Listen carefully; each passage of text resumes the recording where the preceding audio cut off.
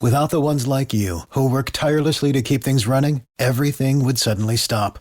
Hospitals, factories, schools, and power plants, they all depend on you. No matter the weather, emergency, or time of day, you're the ones who get it done. At Grainger, we're here for you 24/7, with supplies and solutions for every industry, and access to product specialists ready to help. Call, click Grainger.com, or just stop by. Grainger, for the ones who get it done. Progressive presents Forced Metaphors about bundling your home and auto. In sports, 3 goals is a hat trick. And when you bundle your home and auto with Progressive, you get a hat trick of great savings and round-the-clock protection. So you might be thinking, wait, that's 2 things. A hat trick is 3. But in this metaphor, great savings counts as 2 goals, and so does round-the-clock protection. So it's like 4 goals, and that's more than 3. It's basic math. Forced Metaphors, presented by Progressive. Bundle and protect today. Progressive Casualty Insurance Company and affiliates. Discount not available in all states or situations.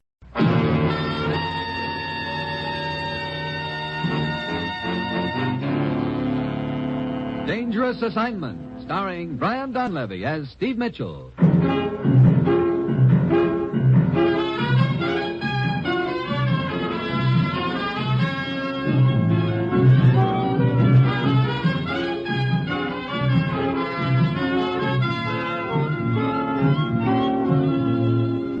Yeah, danger is my assignment. I get sent to a lot of places I can't even pronounce. They all spell the same thing, though, trouble. But when I walk into the commissioner's office, I don't realize that this assignment's going to wind up with me trying to preserve my life with a can of embalming fluid.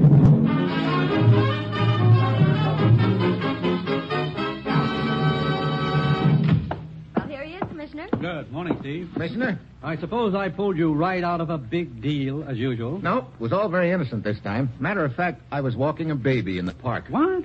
Honest. Yeah, some baby. That's what I thought. I'll have your plane ticket at my desk when you're ready, Steve. Thanks, Rose. Well, where to this time, Commissioner? Your plane leaves for Latin America in 1 hour. Latin America. Good. I can polish up my rumba. That's a good idea. You'll probably need it when the bullets start coming your way. You always make things sound so dandy. Okay, what's the deal? Steve, you know a man named Slaga? I don't know him, but I sure know the name. Foreign agent, isn't he? Yes, he's tough and tricky. What about him? He wants to give himself up to us. Are you kidding? No, apparently he double-crossed the boys he's working for, and now they're out to kill him. Look, since when have I been playing bodyguard to foreign agents? Steve, we stand to gain a great deal out of this situation. How so? We've been after Slager for a long time. As you know, he used to operate here in the States. We managed to pin a minor charge on him that meant a 2-year jail sentence, but he flew the coop on us. Now he's willing to come back here and serve his sentence. And more important, he's willing to give us complete information on the Latin American organization of the outfit he's been working for. Sure, I see his point. That way he gets protection from the boys who are trying to kill him. Right. All you have to do is get him out and bring him back here. Get him out of where? Take a look at this map of Latin America. See this country here? Oh, that's where he's hiding? Yes, in the capital of that country. Oh, so all I have to do is get him out of there, huh? Yes, they're a dictator who doesn't seem to like us much. And that makes it tough on you. You'll be bucking the local law. To say nothing of the outfit that's trying to kill him. Lucky Mitchell. Right in the middle again.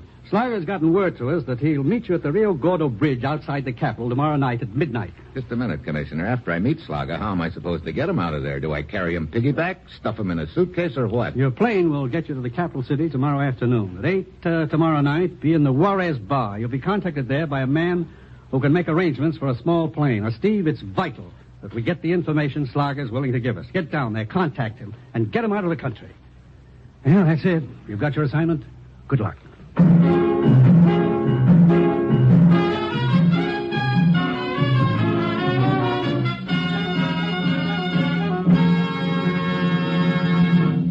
The National Broadcasting Company is presenting Dangerous Assignment, starring Brian Donlevy in the role of Steve Mitchell, colorful, two-fisted government agent. At all those places of the world where danger and intrigue walk hand in hand, there you will find Steve Mitchell on another dangerous assignment.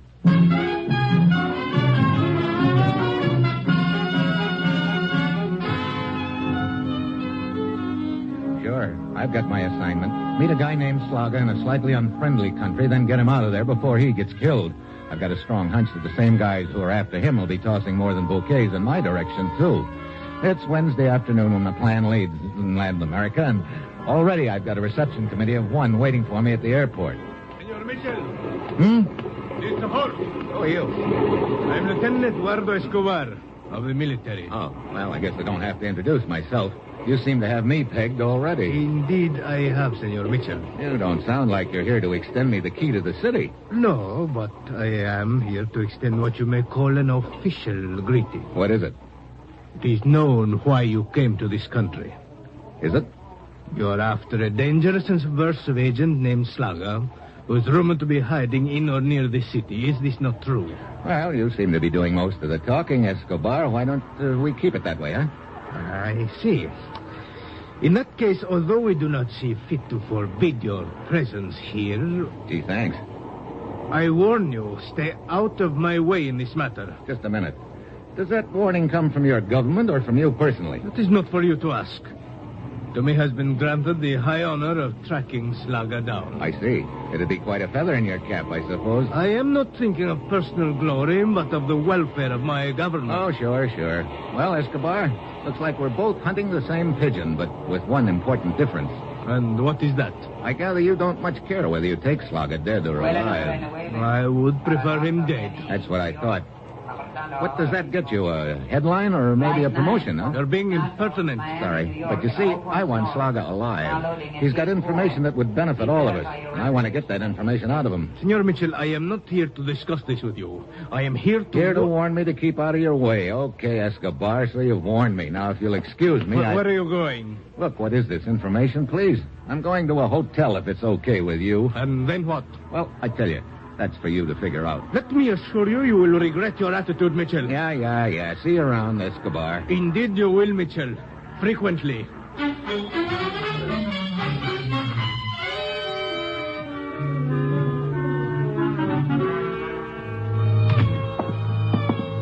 This is your room, senor. The best in the hotel. Brother, I wonder what the worst looks like. Huh, I can show you that. It's just down the hall. It's lousy. Never mind. Say, I didn't realize it gets this cold down here. You got any heat in this room? See, a gas heater. I was just about to light it. Yeah. There. Now, will there be anything else? Huh? Yeah. Where's the Juarez bar? Oh, 2 blocks down the street. Okay, I've got to be there at 8 tonight, so give me a call about 7:30. I'm going to get a little shut-eye in the meantime. Shut-eye? Siesta. Oh, you mean sack time, huh? Yeah. I see you've spent a little time in the States. Oh, nada, senor. No. But my brother up there, he write to me letters. He has made me, how do you call it? Happy. Hey, sweet dreams, senor.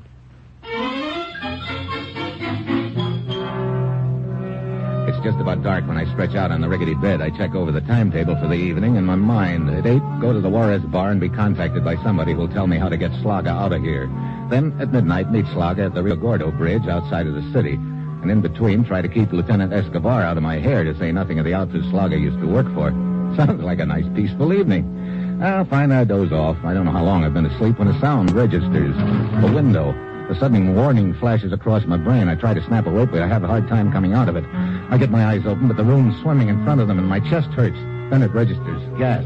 The whole room is full of gas. A sudden whip of fresh air hits me, and my eyes clear for a second. The window. There's a guy in the window with a knife. I managed to roll off the bed just in time. The knife functioned as a headboard. I staggered to the window, but the guy is gone. At this point, I don't care much. I'm more interested in filling my lungs with fresh air. My head starts clearing. I turn off the gas heater and head for the door. And there, standing in the hall, is the bellboy. Senor, what's the matter? You come back to see whether you'd done a good job on me? I heard a noise. Hey, that's gas. Your room is full of gas. Yeah, don't tell me that surprises you. No, caray, don't surprise me at all. What? These haters, you can never depend on them. Oh, so your story is it was just an accident, huh? Huh? What do you mean, senor? You said you were a pretty hep kid. Yeah, maybe you're more hep than I realized at the time. I do not understand you. You saw me light the heater. You knew I was going to take a nap. You could have sneaked back into the room and blown out the flame. But, senor, I have not been near your room. These gas pipes, they're all clogged up. This happens a lot, that the flame goes out. Yeah. We lose more gases that way. Okay, so that's your story, and I suppose it's very hard to prove anything different. Indeed it would be, senor. Of course, there's always the possibility that somebody entered your room. I would not know about that. Okay, for the time being, we'll leave it that way. Maybe you're telling the truth, maybe you're lying. Sooner or later, I'll find out which. Si, senor, si. I'm quite certain that you will.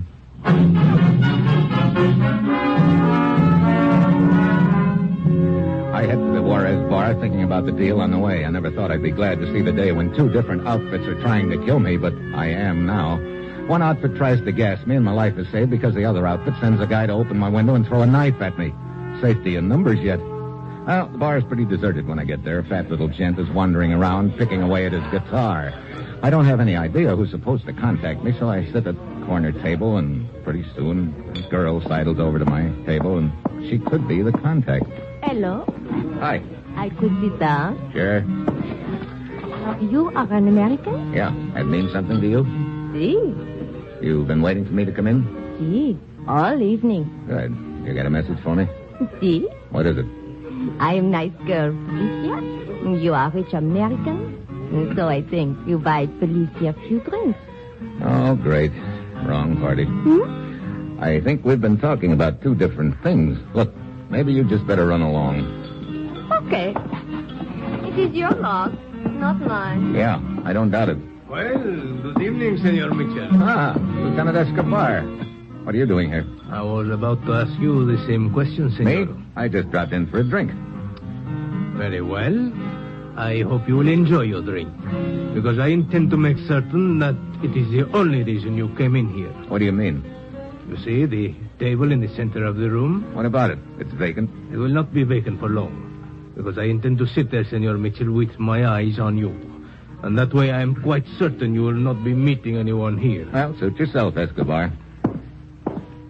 Now, isn't that just dandy?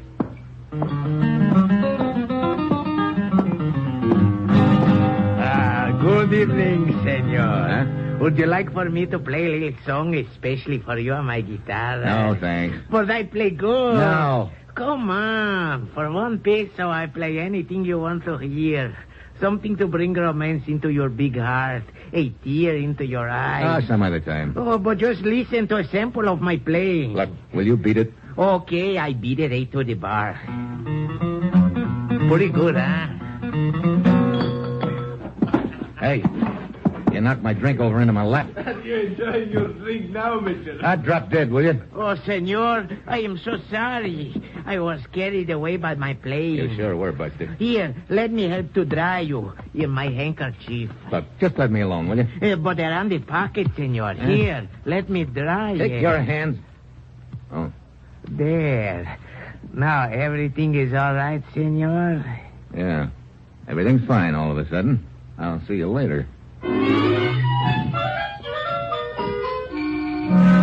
I slip out of the bar in a hurry, and what's made everything fine all of a sudden is that the little guitar player slipped a piece of paper into my pocket while he was drying me off. I get down the street, stop under a streetlight, and take a quick look at it. It's a map of a cow pasture outside the city where a small plane will be waiting for me tomorrow. Good. Then I see Escobar come out of the bar. So I duck into an alley and take a few assorted side streets out of the city to the Rio Gordo Bridge. Slaga is due there at midnight. I get there 5 minutes before and spot the meeting place, a clump of bushes underneath the bridge. I wait there a couple of minutes, then I hear a rustle. I step out.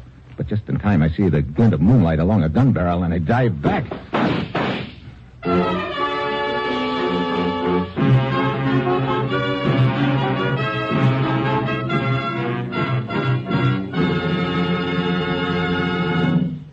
Sunday afternoon means mystery and action with the chimes over most of these NBC stations. Mike Waring, better known as the Falcon, brings his suave and romantic touch to a perilous mystery each Sunday, followed by the widely acclaimed dramatic series High Adventure. Then the big guy steps in. The big guy who likes to tell stories of mystery and intrigue, only the big guy's stories are not make-believe. And then a new kind of private eye. Charlie Wilde concludes your Sunday mystery lineup with a few casual homicides.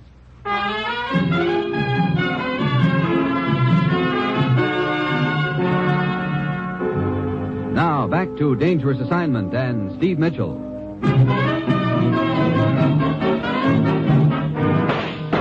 The shots keep whistling over my head, so I know the guy can't see me. I inch backwards up the slope and start circling. Pretty soon, I spot the sniper hurrying up the slope, too. I wait until he's about 4 feet away, and then I jump him. A girl? Okay, drop that gun, sister. No, I said drop it. No. That's better. Who are you? The guy you were just shooting at, lady. Oh, no. Oh, yes. But I thought that was Slaga. What? So, he's gotten away from me again. Wait a minute. What's this about Slaga? I thought you were Slaga. It's he I want to kill. Brother, you too, huh? Oh, what do you mean? You also wish to kill Slaga? No, but right now it looks like I'm the only guy who doesn't. Escobar, the outfit Slaga used to work for, and now you. What's your beef with him? And incidentally, who are you? Maria Peralta. I used to think I was in love with Slaga until I found out what kind of man he was. Then I stopped seeing him. I met a good man, I married him. But when Slaga found himself trapped in this city, he came to me for help. I see, and you refused? I say, of course. Then Slaga started hitting me. My husband, he came in just then and tried to stop him. Slaga killed my husband. I see. Tonight I followed him here to the bridge. Then I lost him. When you step out of those bushes, I thought you were Slaga. Well, it's a cinch if Slaga was around here. He's not now. Those shots probably scared him away. And speaking of shots, Maria... Oh, see, I know. I think I almost killed you. Oh, senor, you can forgive me? Yeah, well, I guess the only thing left for me to do is to head back to town and wait for some word from him. Senor, I have spoiled some plan of yours. You sure have, Maria. Well, can I in some way make up for it? You got a car? See, parked down the road. You can drive me back to the city. That'll make up for a lot. Because I'm not hankering to walk all that distance again. See, of course, I will be glad to drive you. You come, huh?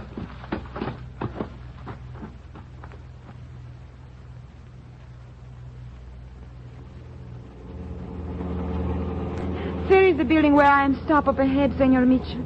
However, I can drop you anywhere you like. No, that's okay, Maria. I'll get out here. Hey, this looks like a mortuary. The body of my husband is here. Oh? I must make the final arrangements. You see, in the morning, I take his body back to the little town where he was born. He will be buried in the family graveyard. I see. Senor Mitchell, I am afraid. What of? Slaga, he probably knows I tried to kill him. I'm afraid he may come after me. Well, I doubt it. Slaga probably realizes he's pretty hot by this time. The only person he'll be coming after is me, so if you'll just go back home and lock yourself in, I'll probably have him on ice by morning. But if you should not... Senor Mitchell, I know I have no right to ask your protection almost after shooting you, but if you could meet me here at the mortuary tomorrow morning and stay with me until I leave with my husband's body, I would feel ever so much safer. Come to think of it, that's not a bad idea. If Slaga does decide to come after you, that would be his last chance, wouldn't it? See, once the mortician drive me and the coffin to the railroad depot, I'm sure I'd be safe. What time are you due here in the morning? At 8. Okay. If I haven't grabbed Slaga by then, it's possible that he may turn up here at the mortuary in the morning. If he does, I'll be here waiting for him.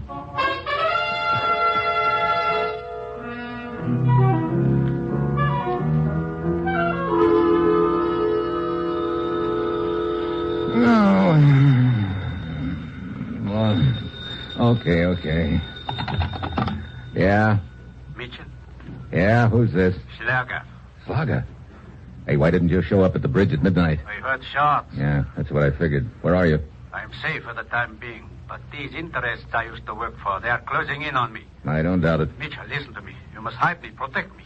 Get me out of the country. Look, Slaga, that's why I'm here. I've got a plane waiting for us in a cow pasture, but before I can protect you or get you out of here, I've got to get with you. Very well. It is 3 a.m. In 1 hour. Be on the Santo Tomas Highway outside the city, exactly 1 mile past the bridge. Park your car there and wait, and come alone.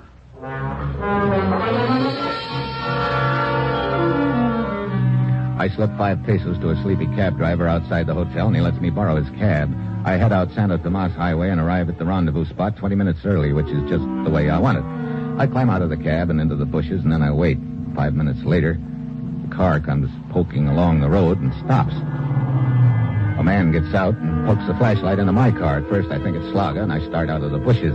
Then I see it's Lieutenant Escobar. This is just great, a fat chance I've got of contacting Slaga with Escobar hanging around. Suddenly, another car rounds the bend and comes down the highway fast. Then I get it. This whole deal is a trap. Escobar, get down, quick! Huh? Where are you? I said get down! Mitchell, what is the meaning of this?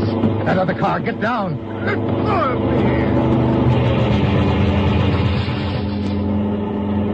That car?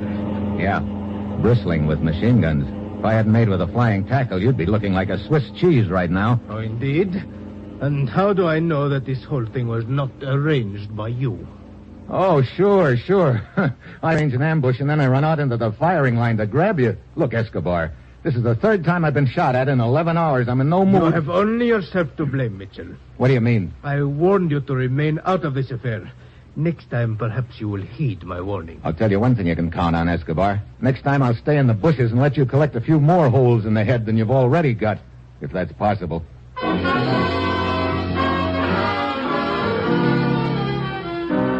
I head back to my hotel. By now, I've just about headed. Not only is Escobar sticking to me like a mustard plaster, lousing up my chances of contacting Slaga, but the outfit Slaga used to work for is now thinking up quaint little traps to kill me, too.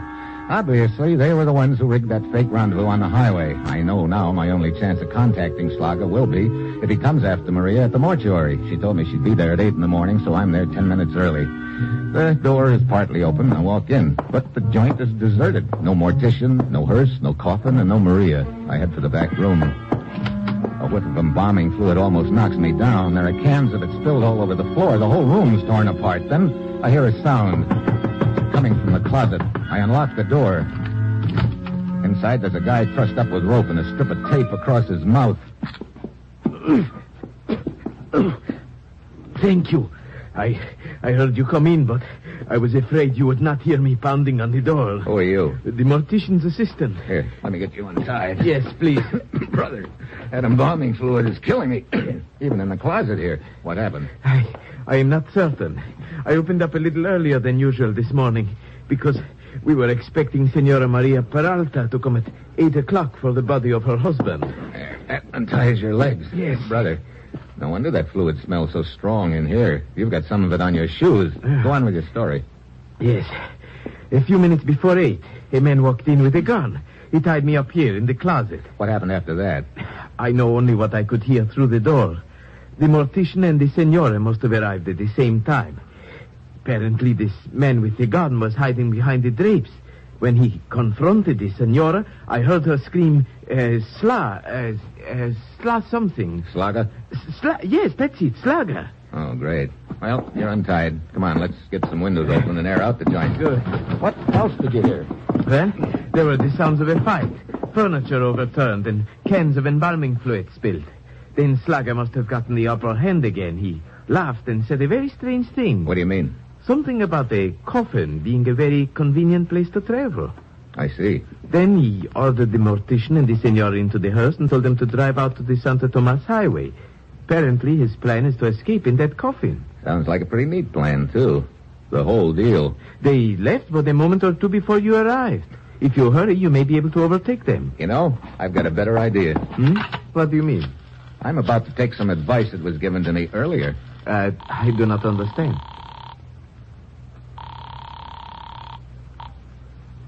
Lieutenant Escobar speaking. Hello, Lieutenant. Who is this? Your old friend, Steve Mitchell. Mitchell, where are you? Yeah, I know. You've been looking for me, as usual. Lieutenant, I'm about to give you that headline that you've been bucking for. What do you mean? I'm down at the mortuary. The assistant here tells me that Slaga is heading along the Santo Tomas highway in a hearse. What? I'll throw up a roadblock.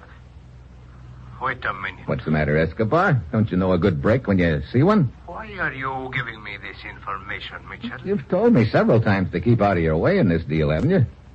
So, you have finally gotten smart. Yeah. You hit it right on the head, Lieutenant. I've finally gotten smart. I'll see you around. But, Mr. Mitchell, I do not understand. What don't you understand, Buster? As soon as you gave your name over the phone just now, I recognized it. When Maria was here last night making the final arrangements about her husband's body, she mentioned meeting you. She said you were very anxious to get to this Slaga. That's right. Well, then why aren't you chasing him right now? Why did you call the police? Escobar wants me to stay out of his way. And I also want him to stay out of mine. What? You happen to know anything about this guy, Slaga?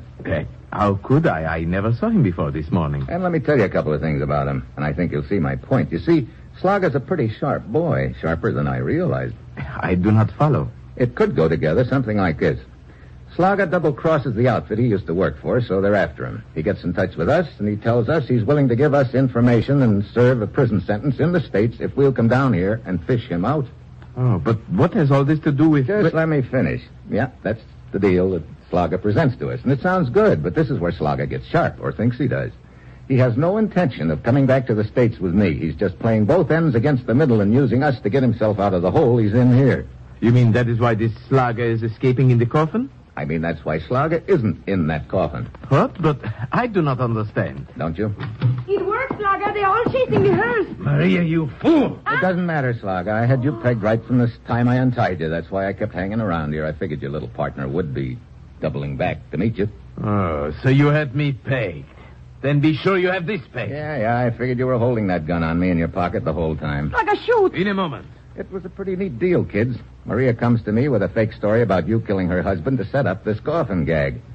Then the story you give me this morning about Slaga driving away in the hearse. I'm supposed to fall for that and go chasing after the hearse while you and Maria leave for parts unknown. Quite right, quite right. But you were not convinced, Mitchell. May I ask how you found me out? Sure, it wasn't too tough, Slaga. When I untied you, you told me that after you'd been put in the closet, you heard a fight in the other room with cans of embalming fluid being spilled.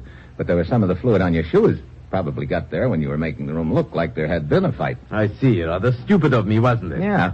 Look, Slaga, you're not quite as sharp as you figure in this deal. How do you mean? You can't get away with it. The outfit you used to work for is all out to kill you, so is Escobar. One of them will get you sooner or later. So? You paint a discouraging picture, Mitchell. What would you suggest as a solution? My offer still stands. I'll get you out of here and back to the States.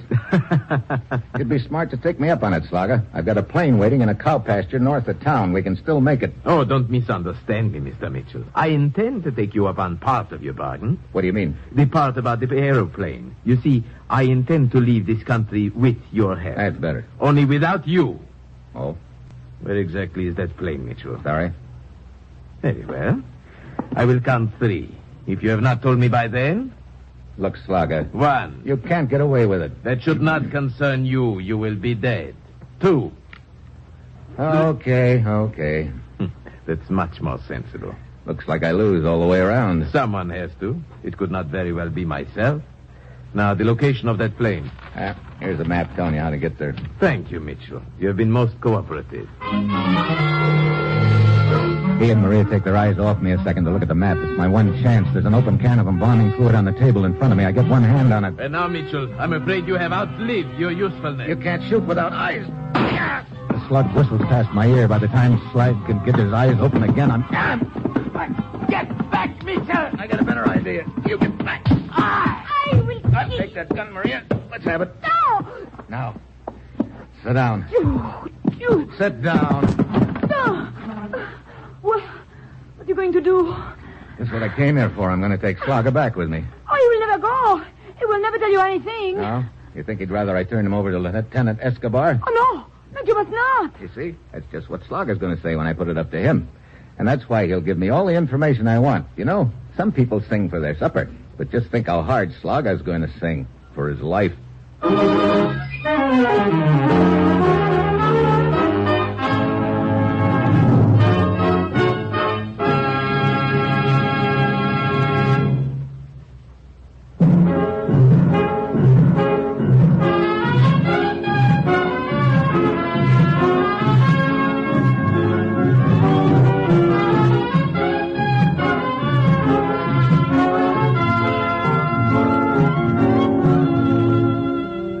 Dangerous Assignment, starring Brian Donlevy as Steve Mitchell, is written by Bob Reif and Adrian Jandot, with music composed and conducted by Basil Adlam, and is produced and directed by Bill Karn. This week, friends of Dangerous Assignment get a bonus in good listening, for Dangerous Assignment will be heard again Friday. That's day after tomorrow, Friday, September 29th at 8:30 New York time, when Brian Donlevy as Steve Mitchell will embark on another Dangerous Assignment.